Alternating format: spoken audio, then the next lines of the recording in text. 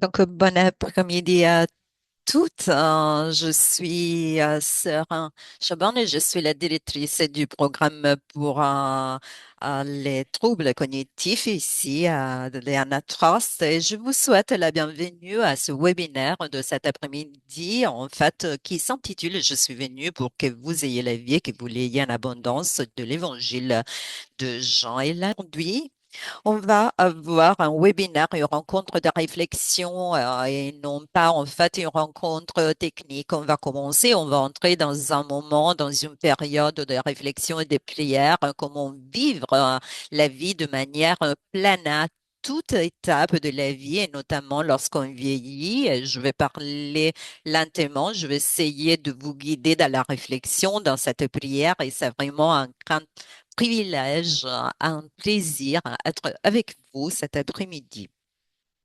Je suis venue pour que vous ayez la vie et que vous l'ayez en abondance. Nous connaissons très bien ces paroles de l'évangile de Jean, mais je crois que ces paroles ont toujours représentent un appel lorsqu'en fait on se met à l'écoute de la voix de notre Seigneur. Je vous invite donc à réfléchir en silence à ce que ces paroles signifient pour vous. Je suis venue pour que vous ayez la vie et que vous l'ayez en abondance. Que vous disent-elles sur la vie, l'amour, les sentiments, les émotions? Où vous situez-vous, disons, dans le tableau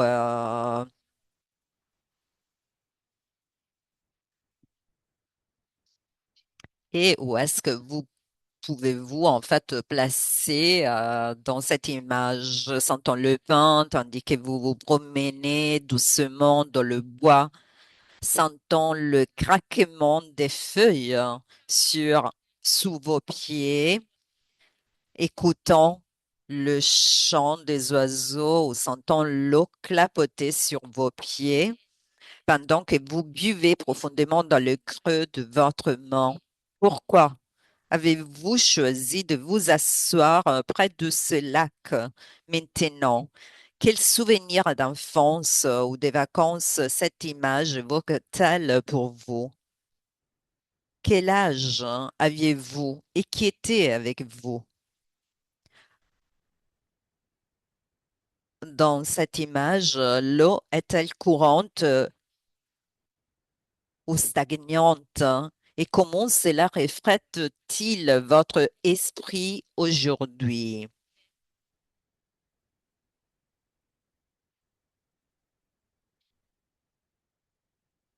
Quelle est votre soif?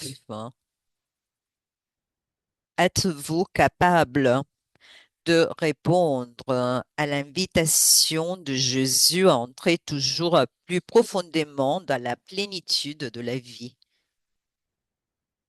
Et quelle pourrait être votre résistance? Parlez-lui-en et déposez-la dans l'eau pour qu'elle soit emportée. De cette manière, vous pourrez vous asseoir à côté de lui au bord du lac, le lac de la Galilée, ou bien il pourrait s'agir du lac du pays, du village où vous avez grandi.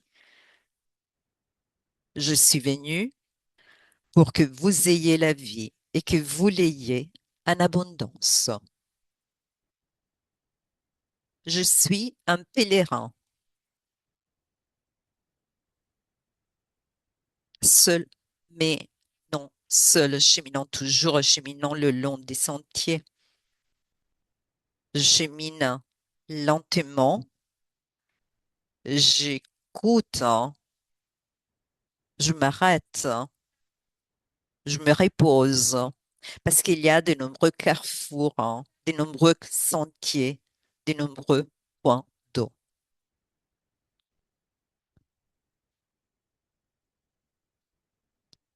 Et maintenant, comme nous partons en pèlerinage, nous partons seuls, sachant que nous ne sommes pas seuls, car c'est lui qui nous a invités, nous accompagne. Un pèlerinage est un temps de quête, d'approfondissement de la foi, de nouvelles questions, parfois de nouvelles réponses. Comment vous sentez-vous en partant, en commençant ce pèlerinage? Êtes-vous capable de ralentir et de laisser de côté les soucis d'hier ou de ce matin pour vous engager dans ce nouveau chemin? Quelle est votre expérience antérieure du pèlerinage, les grâces reçues, les intuitions acquises, les moments où vous vous êtes arrêté? Quels sont vos désirs pour ce nouveau pèlerinage? Quelle grâce recherchez-vous?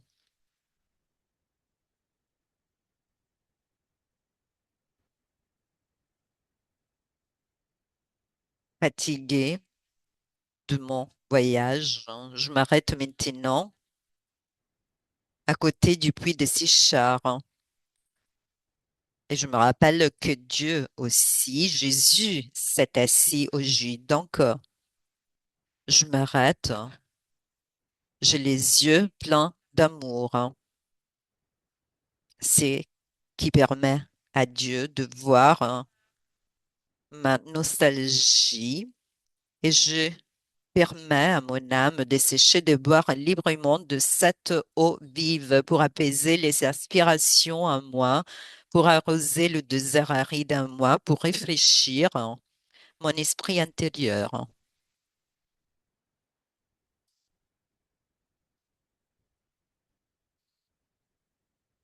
Alors que vous contemplez le puits de Sichar,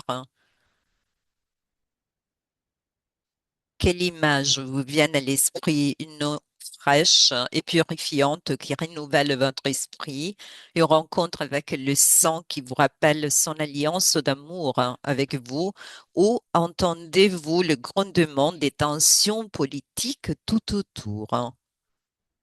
Quelle est votre réponse à ces questions?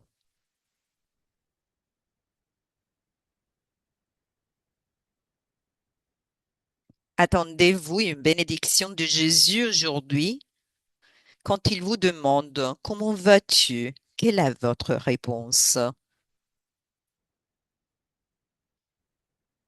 Est-ce que vous allez toujours bien? En fait, on répond toujours lorsqu'on nous le demande, oui, ça va bien. Et donc, quelle est la nostalgie que vous ressentez? Quel est le don que vous aimeriez recevoir du Seigneur aujourd'hui? Donc, on va mettre tout cela entre les mains de Dieu. Vous pourriez souhaiter identifier certaines des grandes bénédictions de votre vie, la bonne santé, la famille, la communauté, le ministère, les amis, la foi. Attendez-vous une bénédiction de Jésus aujourd'hui? Qu'espérez-vous? Êtes-vous capable de partager avec Jésus ce que vous vivez réellement, les joies, les luttes, les peurs, les angoisses, les nombreux dons pour lesquels vous êtes reconnaissante?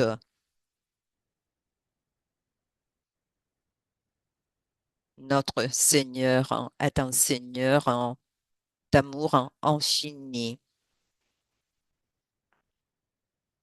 et il va nous donner d'autres grâces si nous arrivons à l'accueillir et accueillir tout ce qu'il va nous offrir, le cœur ouvert. Et donc, prions et gardons à l'esprit tous ces désirs, mais également, en fait, tout ce qui nous arrête dans ce chemin pour tous ceux qui ne les reconnaissent pas. C'est le bon moment de le faire en exprimant également la reconnaissance pour tout ce qu'on a reçu.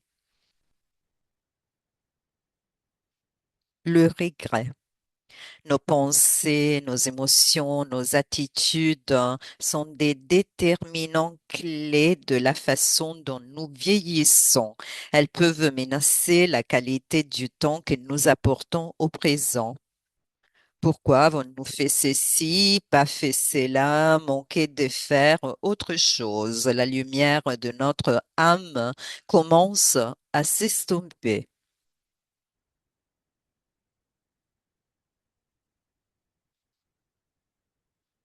Et comme la sœur bénédictine dit, le regret n'est pas une prise de conscience, c'est un piège de sable de l'âme. Un des dons du vieillissement est de devenir à l'aise avec le moi que nous sommes, plutôt que de pleurer ce que nous ne sommes pas.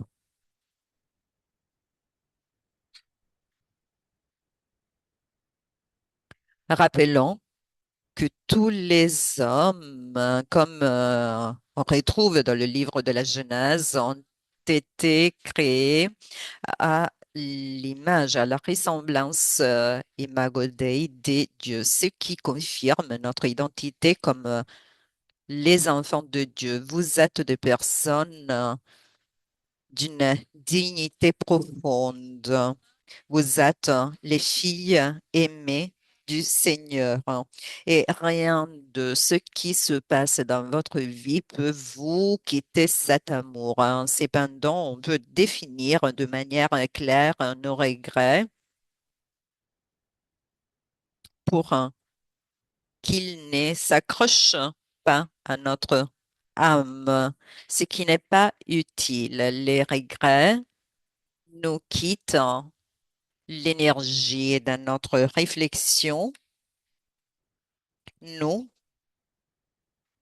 risquons d'être piégés dans des mécanismes qui nous quittent l'amour, la joie. Nous avons tous des regrets, mais ces regrets doivent être plongés dans le lac de la lumière de Dieu pour que la lumière de nos âmes puisse briller et resplendir. Oscar Wilde a écrit que l'expérience est simplement le nom que nous donnons à nos erreurs. Cependant, Bismarck a écrit: Seul un sot apprend de ses propres erreurs. L'homme sage apprend des erreurs des autres.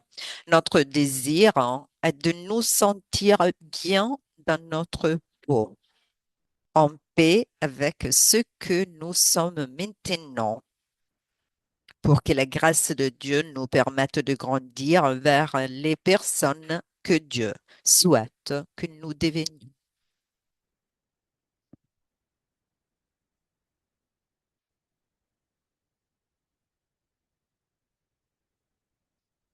Le poids du regret ne nous permet pas de comprendre la valeur des choix que nous avons faits au cours du passé, ce qui ne nous permet pas de reconnaître les dons de ces choix.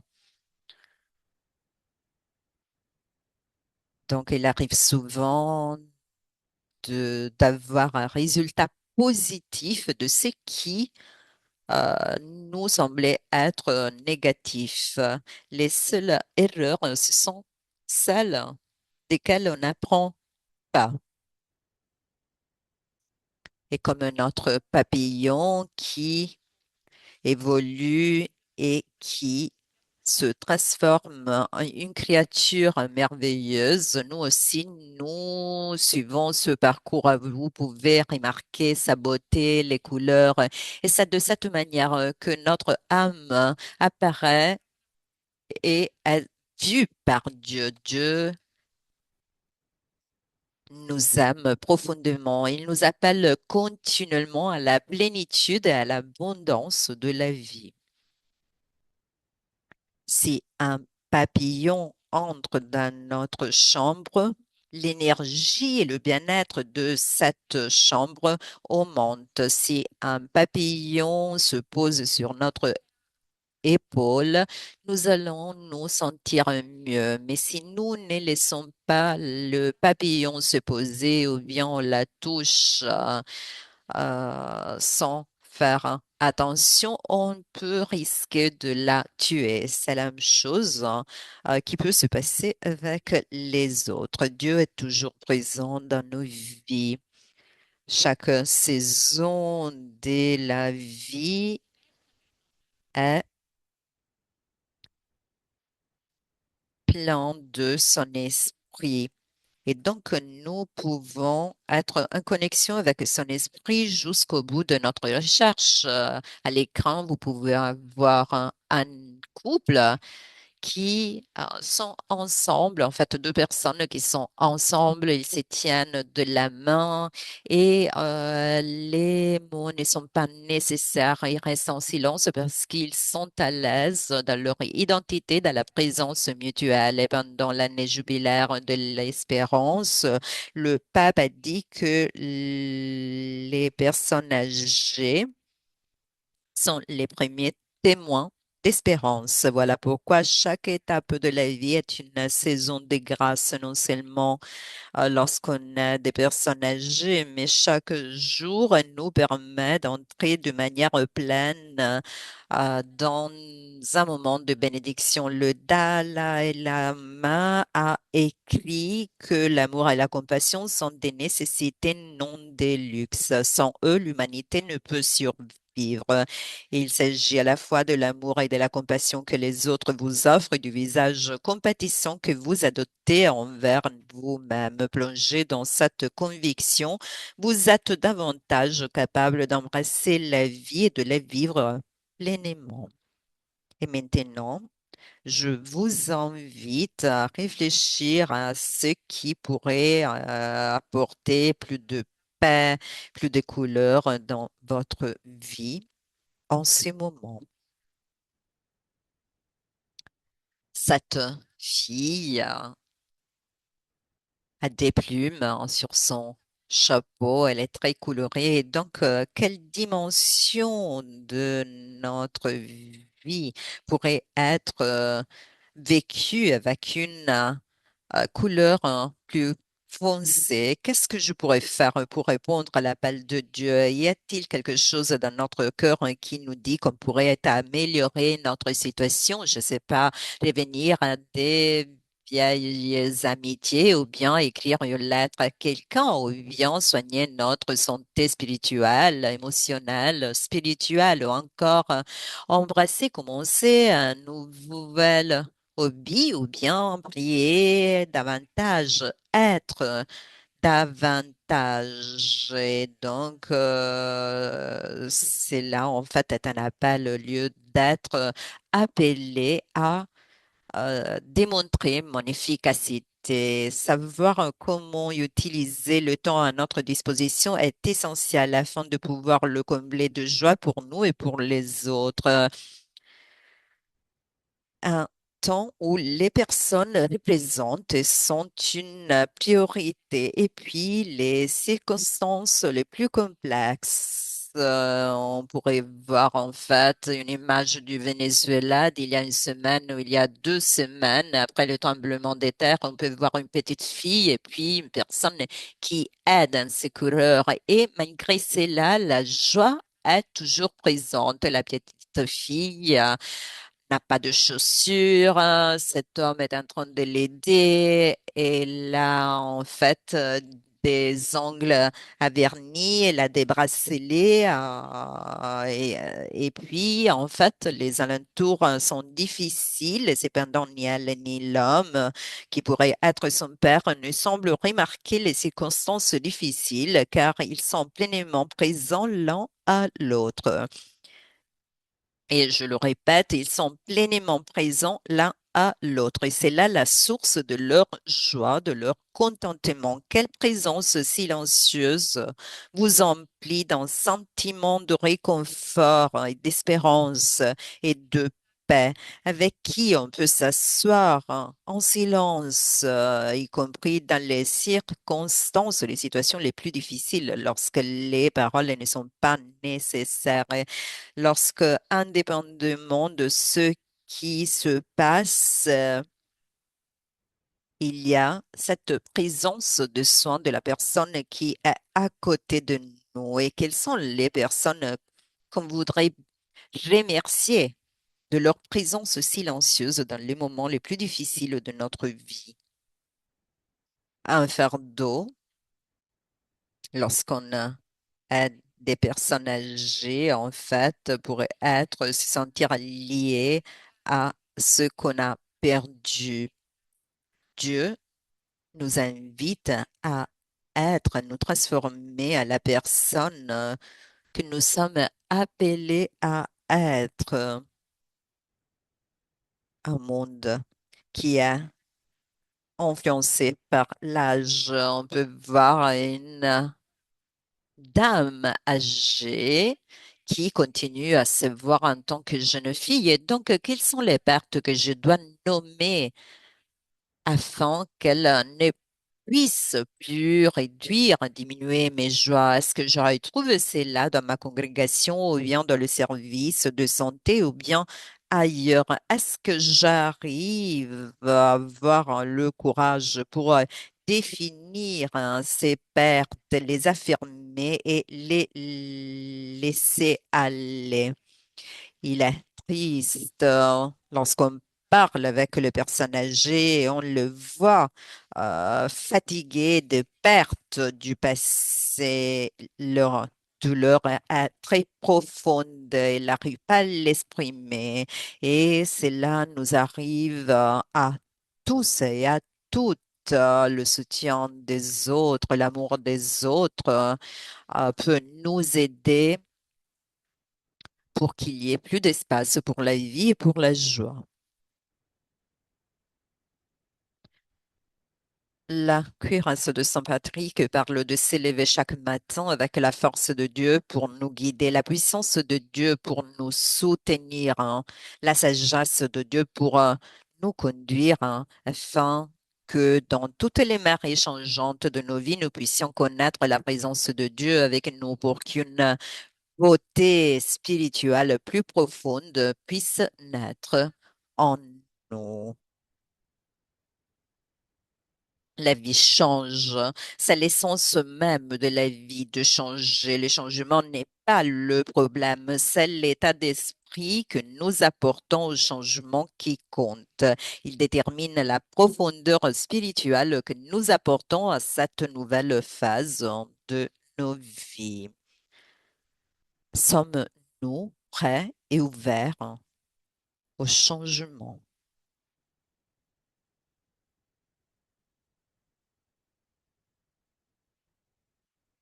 Un fardeau de ces années et que nous en venons à penser que nos jours de rêve sont terminés. Alors, nous nous enlisons dans le passé. Nous refusons de grandir, mais Dieu nous accompagne pour nettoyer notre vision d'une nouvelle aube pleine d'une espérance plus profonde que nous n'en avons jamais connue avec la présence du Seigneur qui nous accompagne et qui chemine à nos côtés. L'année dernière, on a vécu l'année jubilaire de l'espérance. Il y a eu beaucoup de joie, beaucoup de vie, beaucoup de vibrations positives au sein de l'Église, notamment lorsqu'on a embrasser la synodalité qui engendre beaucoup de tranquillité, de sérénité dans l'Église, mais également ici à Rome avec la célébration des jeunes et les célébrations de la vie consacrée.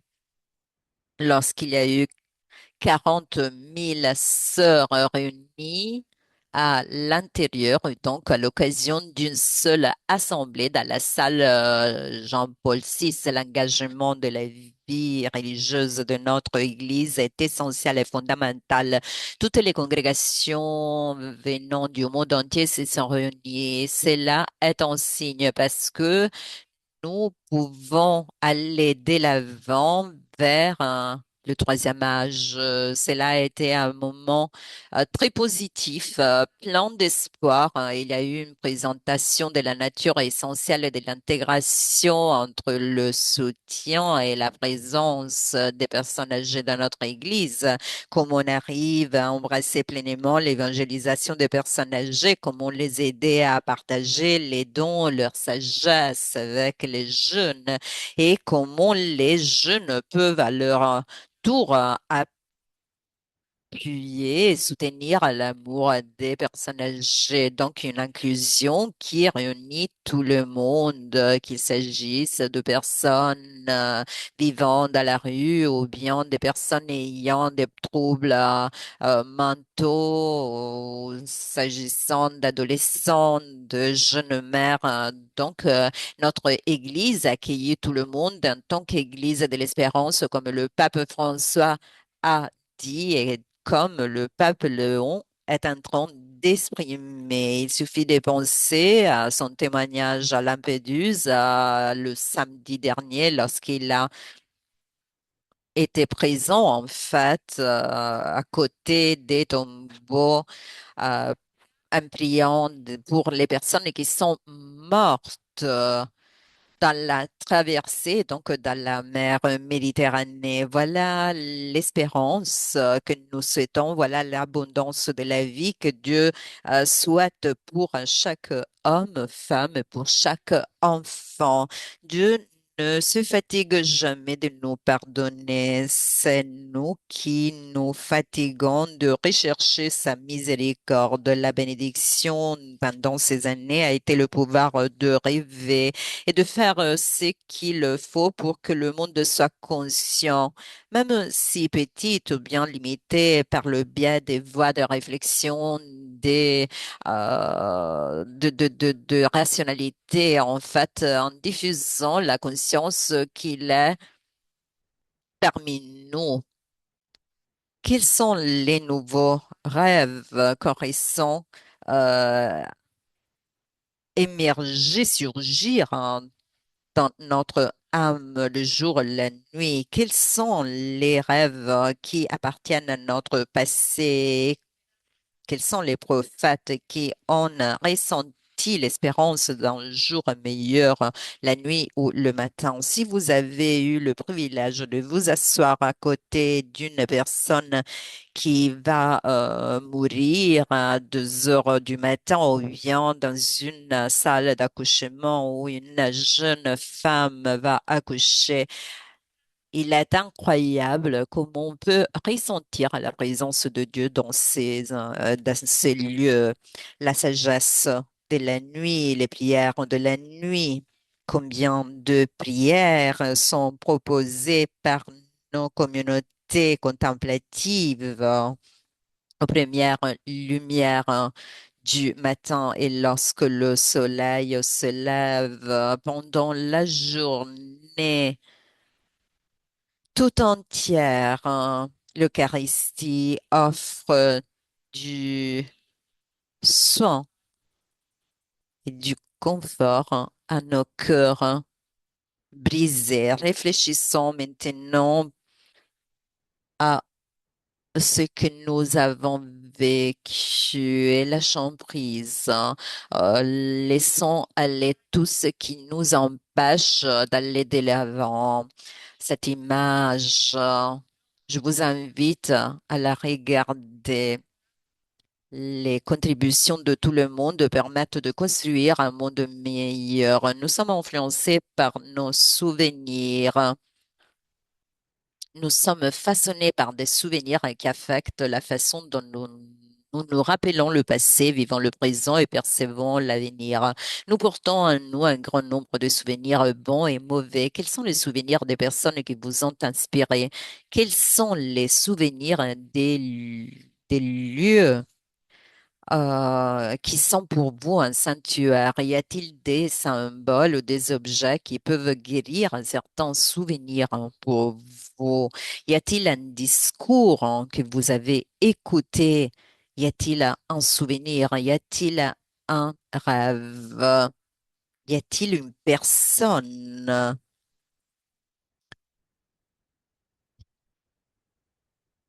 Y a-t-il aussi le souvenir du jour où vous avez fait vos vœux perpétuels ou bien vous avez entendu la nouvelle de la naissance d'une nouvelle créature?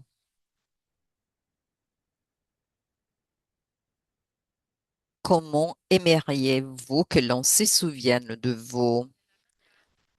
Mon rôle ici à l'ANATRAS, c'est justement celui de directrice pour les projets des personnes ayant des troubles cognitifs. Et donc, nous organisons des programmes de soutien pour les sœurs du monde entier, pour les sœurs affectées par des troubles cognitifs. Et donc, nous visons aussi à soutenir les personnes ayant eu un diagnostic d'Alzheimer ou bien de démence. Et donc, sens, on est conscient de l'importance de la mémoire et comment on veut aider les personnes qui sont en train de perdre cette mémoire. Mais nous avons tous des souvenirs, hein. Et si vous ne pouviez garder que deux souvenirs, hein, lesquels seraient-ils? Quels souvenirs aimeriez-vous transmettre et quels seraient-ils? Quels sont les souvenirs pour lesquels vous voudriez remercier, rendre grâce à Dieu, je sais pas, un dîner en famille ou bien une journée très importante du point de vue professionnel, ou encore le souvenir d'un discours pour promouvoir la paix dans le monde. Quel est votre souvenir le plus précieux de Dieu?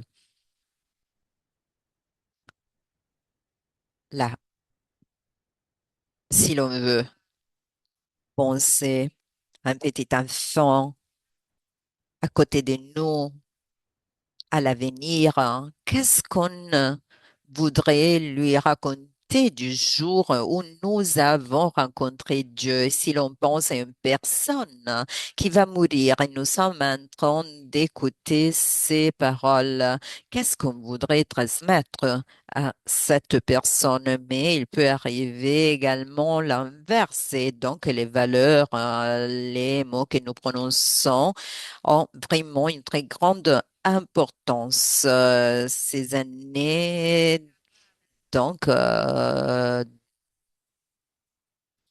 ces années comme personne âgée font partie de notre vocation. C'est ce que Karl Rahner a dit. La signification de la vie d'une personne est à déterminer également pendant le troisième âge. C'est justement l'étape de la vie qui a une importance irremplaçable. Et donc, chaque moment de notre vie a la même valeur pour Dieu. Les moments de la vie sont tous connectés. Ces années sont une grâce. Le sens final de la vie de chacun peut rester encore indéterminé durant les dernières années de notre vie. La vie ne s'épuise pas, mais parvient à sa plénitude, à son caractère définitif. Cette étape de la vie a une importance irremplaçable et on a peut-être entendu une sœur âgée qui a dit pourquoi je suis encore là et quelqu'un a pu lui répondre parce que ta mission n'a pas encore terminé. Donc, il faut être aimable envers nous-mêmes. Et quand est-ce qu'on a eu le privilège de nous donner une caresse pour quelque chose de spécial qu'on avait fait, ou bien quand est-ce qu'a été la dernière fois où vous avez acheté des chaussures nouvelles? Regarder en arrière sur sa vie peut offrir une chance de se pardonner ce que l'on ne savait pas avant de l'apprendre. La générosité, c'est un sens fort de la générativité, un désir de partager la sagesse avec les autres et de transmettre un sens toujours plus profond de gratitude pour toute la vie, les joies aussi bien que les peines. On peut voir tout comme un désir de partager la sagesse avec les autres. Tout est un don.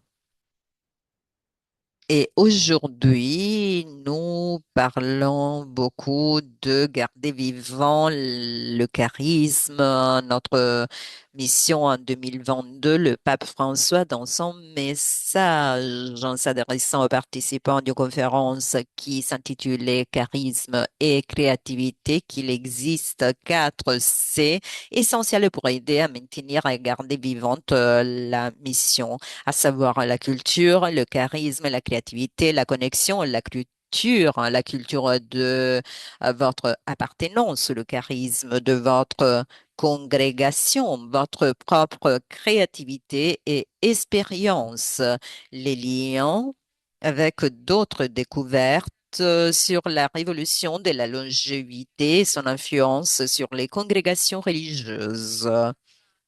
Et donc, ici, à l'ANATRAS, la plupart de notre travail est représenté par la collaboration entre les différentes congrégations. Il y a un désir partagé de se connecter, de collaborer, de se soutenir les uns les autres dans la mission.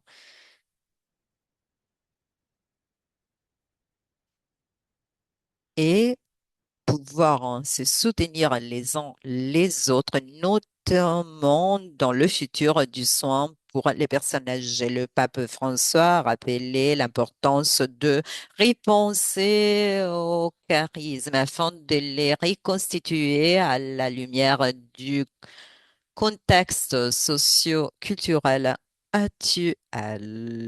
Repenser à notre charisme, le recomposer à la lumière du contexte socio-culturel actuel, le programmer pour l'avenir. Il s'agit d'un charisme en évolution continue, pouvant répondre aux besoins de notre époque. Ce charisme nous permet de reconnaître le contexte socio-culturel et donc il faut penser à la culture de nos membres, à notre congrégation maintenant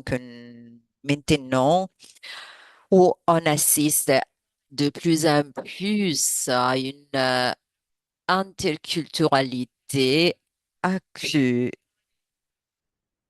Et donc, il est important d'apprécier le charisme des membres fondateurs et ce qui nous permet de le garder vivant dans la réponse que nous offrons à une église qui est de plus en plus synodale où les expériences ont changé la connexion avec les découvertes des autres liées à l'évolution de la longévité, l'influence sur les congrégations religieuses, les personnes ont une vie plus longue. Donc, il faut trouver de nouvelles réponses dans nos congrégations parce que les sœurs qui, au cours du passé, euh, partaient à l'âge de 70 ans, maintenant, en fait, ont de nouveaux besoins. Dans le monde entier, c'est ce qui se passe. Et c'est ce qui se passe dans notre zone de vie, mais également en Asie, en Occident. Ces changements sont présents. Il faut donc s'interroger et voir comment répondre à ces besoins. Il faut revoir notre charisme à la lumière du contexte socio-culturel actuel et le programmer pour l'avenir. Donc, dans cette recherche, et tandis que vous sondez les aspirations de votre cœur, hein, quelle est votre quête, quelle est votre recherche la plus profonde dans votre cœur, hein? Comme certains sages pourraient dire, hein, priant pour le désir de désirer. Donc, qu'est-ce que je suis en train de rechercher? Quel est mon puits le plus profond de ces cartes dans mon âme? Quel est le désir le plus profond qui y habite? Qu'est-ce qu'on recherche? Qu'est-ce qu'on souhaite maintenant et pour les étapes de ma vie, tout en sachant que Dieu de tous les âges, qui n'oublie personne et aime sans mesure, soit avec nous maintenant, tandis que nous le rappelons ici. Dieu de tous les âges, qui n'oublie personne et aime sans mesure, soit avec nous maintenant, tandis que nous le rappelons ici. Donc, le prochain séminaire aura lieu le 18 septembre. Le lien est déjà présent. Vous le trouvez dans notre page.